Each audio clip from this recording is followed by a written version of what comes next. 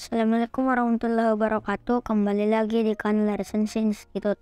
Kali ini saya akan meresensi buku yang berjudul Hadrat Imam Sajjad. Oke, langsung saja kita mulai pada ceritanya. Imam Ali Zainal Abidin alaihissalam lahir di kota Madinah pada subuh hari tanggal 5 Sya'ban 38 Hijriah. Imam alaihissalam kehilangan bunda terkasihnya di hari kelahirannya dan diasuh perawatnya semenjak masa kecil di kota Madinah. 2 tahun sebelum kakeknya Imam Ali bin Abi Thalib alaihissalam menuguk cawang syahadah, dan setelah masa itu ia menyaksikan 10 tahun masa keimamahan pamannya Imam Hasan alaihissalam, dan ia melewati 10 tahun masa keimamahan ayah dalam peperangan dan perseteruan dengan Muawiyah. Ibunda Imam Ali Zainal Abidin alaihissalam adalah Syarbonu, putri Raja Persia Yazgar ketiga. Syarbonu menjadi tawanan tentara Islam dan dibawa ke Madinah setelah pasukan Yazgar kalah. Perang ketika Syarbonu dibawa ke kota Imam Ali alaihissalam berkata, Rasulullah SAW pernah bersabda, hormatilah kalian para pembesar dari setiap suku meskipun mereka menentang kalian, dan mereka-mereka ini adalah para pembesar dari Persia, dan tidak layak kalian menjualnya karena ia sebelumnya memiliki budak-budak dan pembantu. Seorang kemudian bertanya kepada Imam Ali alaihissalam, lantas apa yang akan kita lakukan? Imam Ali alaihissalam berkata, bebaskanlah ia hingga ia memilih seorang suami. Syarbonu kemudian memilih Imam Husain alaihissalam dan dengan demikian mereka kemudian dinikahkan. Imam Sajjad alaihissalam telah kehilangan ibundanya sejak lahir dan mendapatkan kasih sayang dari orang yang dipercayakan untuk mengasuhnya. Dan Imam Sajjad alaihissalam senantiasa berusaha untuk membalas kasih sayang dari orang yang mengasuhnya. Bahkan Imam alaihissalam tidak pernah menyentuh makanan sebelum disentuh oleh orang yang mengasuhnya. Imam alaihissalam berkata, saya tidak suka mengambil makanan di mana ibuku, pengasuhnya, mungkin lebih dahulu menginginkan makanan tersebut, dan dikarenakan hal tersebut aku berbuat hal yang sopan kepadanya. Salah satu dari sahabat Imam Ali Zainal Abidin alaihissalam berkata, di suatu malam udara dingin yang menusuk tulang di musim dingin, saya melihat Imam alaihissalam berjalan secara perlahan dengan memikul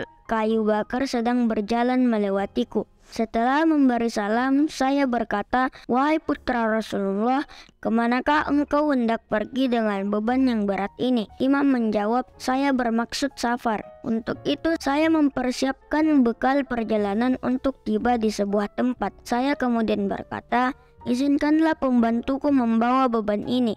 Imam menjawab, tidak, terima kasih. Saya kemudian berkata, kalau begitu biarkanlah saya membawanya untukmu. Imam kembali berkata, saya tidak ingin menyerahkan kepada orang lain pekerjaan yang membebaskan dan memudahkan saya dalam perjalanan yang kutempuh.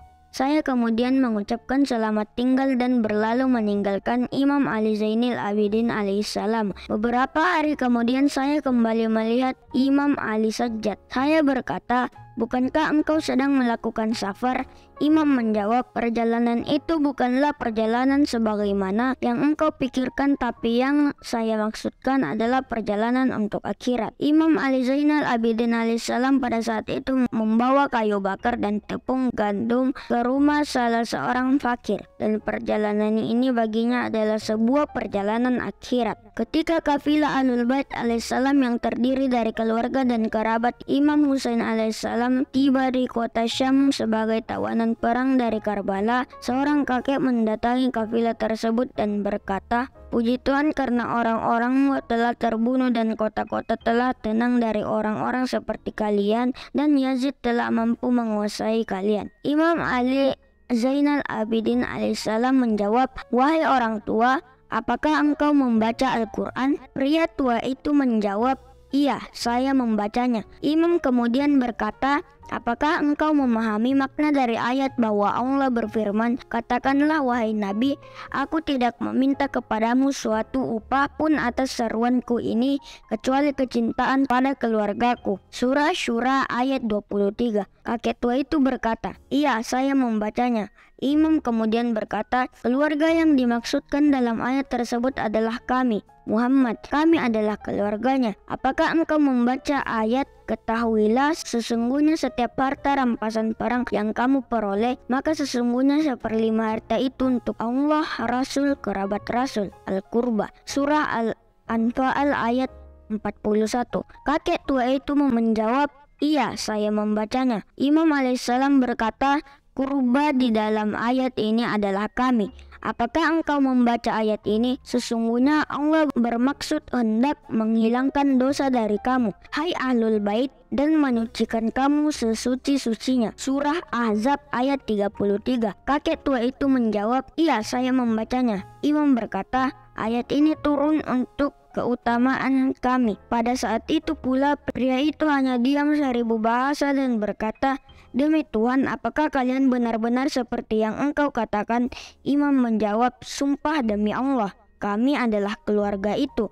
Demi hak dari utusan Allah Muhammad, kami adalah keluarganya. Ada pertanyaan?